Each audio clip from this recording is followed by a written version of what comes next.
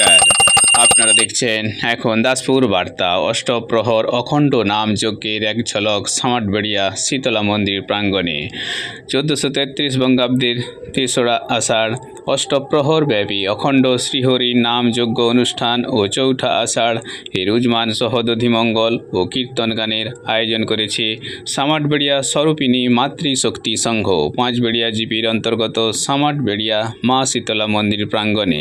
এরই সাথে রয়েছে শ্রীহরির অন্ন প্রসাদ সেবন। এরই কয়েক ঝলক এখন দাসপুর বার্তায়। সামাটবেড়িয়া থেকে সৌজন্যে Raghunath Taloi. Like and follow with subscribe এখন দাসপুর বার্তায়। দাসপুর বার্তায় যুক্ত হন, আলোর পথে এগিয়ে চলুন।